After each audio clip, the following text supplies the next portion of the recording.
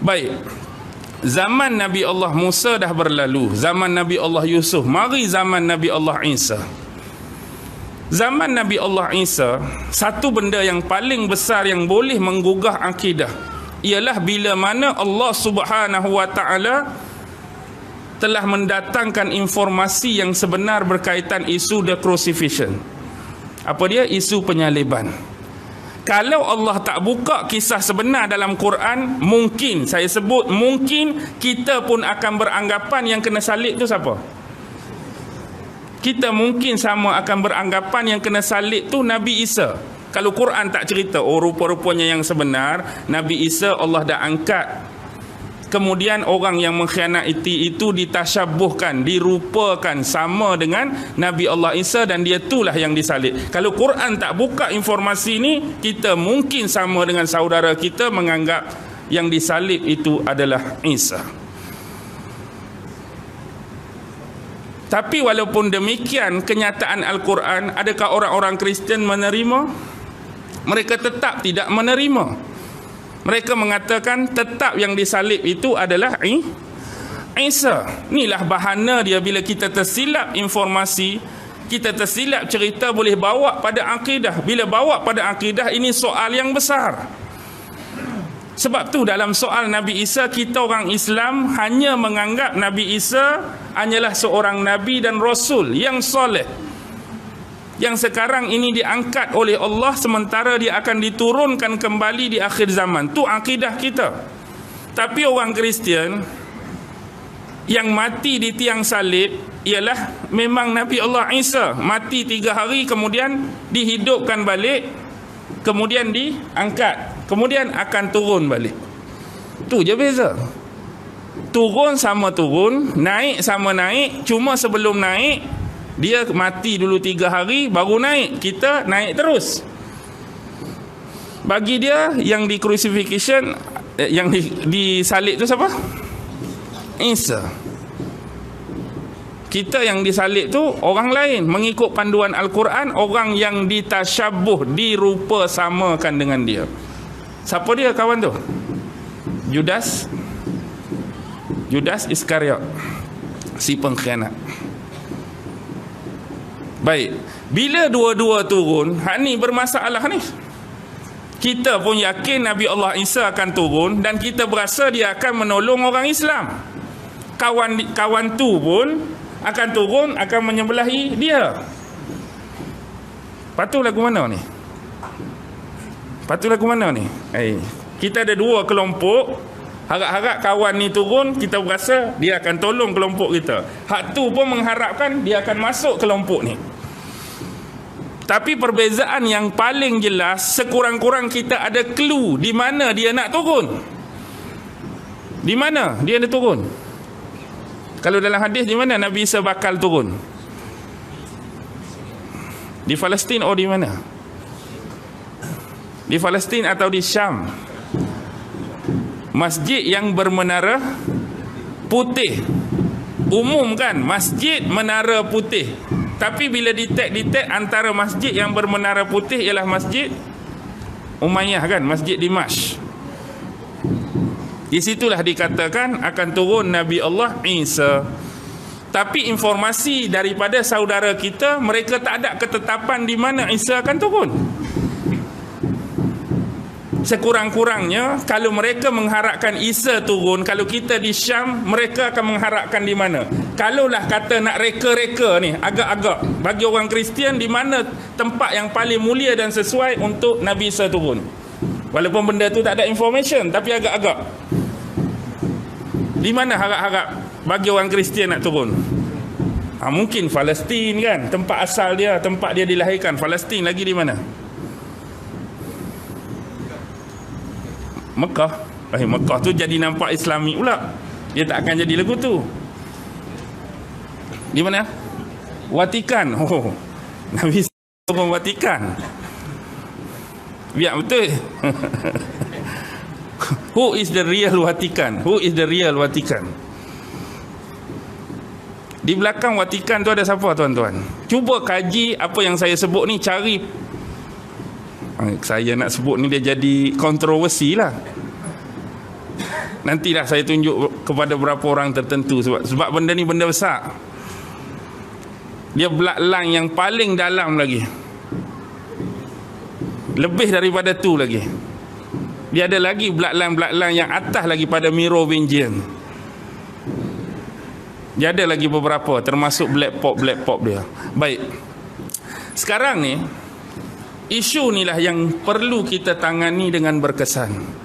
Kita sekurang-kurangnya ada tempat, tapi mereka tak ada tempat. Wallahu alam lah, tak ada tempat di sisi kita. Mungkin kita tak tahu, tapi mereka ada informasi tersendiri dalam eskatologi mereka tentang tempat turunnya Isa alaihissalam. Dan kita juga dijelaskan bila Nabi Allah Isa turun, apa kerja dia. Dalam hadis, antara yang paling besar, apa tugas Nabi Isa? Antaranya, poin paling penting, bunuh Dajjal. Lagi, patahkan tiang salib, bunuh babi, menghapuskan cukai. Jadi adakah ini bentuk dia hakikat atau kinayah? Ramai juga bincang. Kalau kita kata hakikat, bunuh Dajjal, hakikat, ya boleh terima. Dia turun, bunuh Dajjal. Dia turun, patahkan tiang salib. Macam tak ada kerja lain. Cari tiang salib, repih. Cari tiang salib, repih. Cari tiang salib, repih. Atau adakah ini kinayah? Ataupun bentuk majas. Bunuh babi, adakah bunuh babi yang sebenar? Jumpa babi bunuh, jumpa babi bunuh, jumpa babi bunuh, atau ada makna tersirat lain di sebalik penggunaan kalimah membunuh babi? Menghapuskan cukai tak pelik, kita kata benda tu mungkin. Hapus cukai tu tak kira lah. Tapi yang selalu diperdebatkan, diperselisihkan, membunuh nabi dan membunuh babi dan mematahkan tiang salib. Ni perlu penjelasan kan. Kalau kita ambil hakikat, jumpa palang salib, tu lah kerja dia nya. Jumpa babi bunuh, jumpa babi bunuh. Tuan-tuan rasa hakikat atau ada sebaliknya? Yang tu kita tak boleh mengertikan lagi. Mungkin ada takwilan-takwilan yang diberikan oleh ulama-ulama dulu dan kontemporer. Sebab tu saya suka sebutkan benda ni bukan sebagai confirmation, tetapi pandangan. Ramai orang tersilap faham bila kita mengemukakan pandangan-pandangan yang kita kutip, yang kita baca, anggap into confirmation tu salah.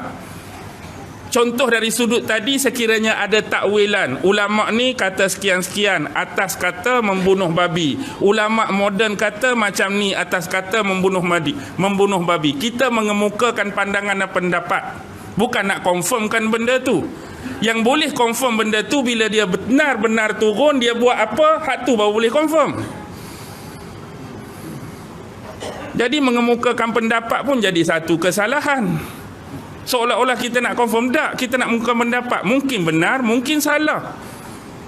Sebab tu kita kena jujur dalam bab ni. Sebab tu dalam perbahasan ulama-ulama tafsir tentang satu-satu benda, mereka kumpulkan semua pandangan dan pendapat.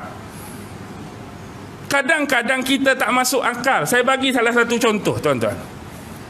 Layak atau tak layak benda ni berada dalam tafsir. Contoh, kita nampak benda, kita suka pelekehkan orang lain, isu macam ni. Baik, bila kita buka awal surah Baqarah tentang buah yang dimakan oleh Nabi Allah Adam. Okey, dengar betul-betul. Sebenarnya dalam ayat Quran, cerita tak buah apa sebenarnya khuldi tu? Kalau cari dalam seluruh ayat Quran, tahu tak buah apa buah khuldi itu sebenarnya? Tak tahu. Dalam hadis Nabi, Nabi pernah cerita tak khuldi itu buah apa? Dalam mana-mana hadis, hak sahih, hak confirm, Nabi kata khuldi ni buah sekian-sekian. Ada tak jumpa? Ada tak jumpa? Tak ada. Okey. Ayat Quran tak ada, hadis tak ada. Patut isu ni selesai, boleh sapu tangan. Tetapi bila tuan-tuan baca tafsir, apa yang tuan-tuan jumpa? Pandangan ulama pertama, contoh buah khuldi itu ialah buah kurma, contoh. Pandangan ulama kedua, buah khuldi ni ialah seperti buah tin, contoh. Sekurang-kurang ada 4-5 pandangan.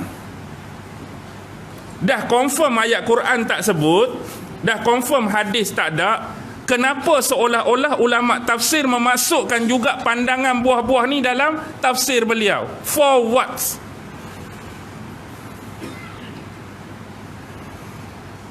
forward. Benda ni Quran tak sebut, hadis tak sebut, tetapi kenapa ulama-ulama tafsir memasukkan ulama ni kata buah tin, ulama ni kata buah ni, ulama kata ni buah ni. Kalau memasukkan pandangan yang ada CP-CP jawapan, okey lagi. Tapi yang ni confirm ada ke confirm tak ada dah? Faham tak maksud saya tu? Confirm tak disebut dah. Tiba-tiba mari juga nak masukkan pendapat kata kurma, pendapat tin, pendapat kata zaitun, pendapat kata anggur ni. Kenapa masih memasukkan? Sedangkan benda tu jelas dah. Inilah dipanggil meraihkan. Maksudnya ada pandangan disebut. Pandangan disebut tu untuk biar kita tahu bahawa tentang penafsiran bagi khul ada penafsiran-penafsiran demikian. Nak suruh confirm ke benda tu? Tak. Confirm ke hak kata anggur tu buah khul tu anggur? Confirm? Confirm ke tak? Quran tak sebut, hadis tak sebut. Mana siapa boleh confirm? Cuma dia nak sebutnya pandangan-pandangan ini diraihkan. Ada ulama kata ni. Bukan nak suruh percaya. Bukan nak suruh membenarkan. Ada orang kata ni, ada orang kata ni, ada orang kata ni. Inilah dipanggil meraihkan pandangan, meraihkan pendapat. Tapi yang sebenar biasa ulama akan sebut apa? Wallahu a'lam. Pandangan tetap pandangan, bukan nak confirmationkan benda tu.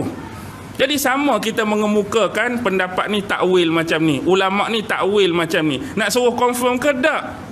Nak suruh manusia tahu bahawa dalam bab ini ada orang yang berpandangan macam ni, berpandangan macam ni, berpandangan macam ni. Sama juga kita duduk kedai kopi. Kita duduk kedai kopi ni bila jadi kes sesuatu, contoh pecah rumah, agak-agak berapa versi akan ada kes pecah rumah ni bila masuk kedai kopi. Dengar cerita rumah si Seman tu kena masuk semalam, kena pecah orang. Apa cerita sebenarnya? Mari Pak Cik Din mula-mula. Alagun ni cerita dia. Padahal Pak Cik Din pun tak terlibat tu. Tapi tak tahu dia cerita dari mana. Kebetulan macam ni, tiba-tiba aku bunyi ketung-ketang, kopi kat belakang ni. Lagu ni. Mari Pak Cik Mat. Bukan lagu tu. Dia bukan bunyi ketung-ketang. Dia bunyi peh macam ni pula Pak Cik Mat. Maksudnya mari 2-3 orang pakcik ni ada 4 versi dah. Lepas tu nak terima hak mana? Nak terima hak mana tuan-tuan? Keempat-empat ni kadang-kadang bukan terlibat secara langsung pun. Dia pun ambil cerita orang lain, dengar orang lain, dia tambah serbuk apa? Secukup rasa dengan ajinomoto sikit nak bagi sedap jalan cerita tu, nak suruh hak dia paling betul dan hak dia paling tepat. Last sekali bolehlah kita ambil kesimpulan tadi daripada isu pecah rumah ada berapa pendapat? Pak Cik Din, Pak Cik Mat, Pak Cik ni. Nak suruh percaya ke? Tak. Nak cakapnya kes ni ada 4 versi. Tak semua tu betul. Dan kadang-kadang memang semua lingkup pun. Cuma nak menghargai ada 4 orang sebut cerita pasal tu. Bukan nak suruh percaya cerita tu. Kalau cerita macam ni, kalau versi Pak Din macam ni. Kalau versi Pak Mat macam ni. Kalau Pak Hamid macam ni. Kalau ni kita nak sebut je. Boleh faham dah ke? Ke tak faham lagi? Tu kita kata kena meraihkan dan menghormati orang lain. Dengar betul-betul sebelum kita nak torture, sebelum kita nak buat apa. Flow orang tu bercakap, dia punya arah ke mana.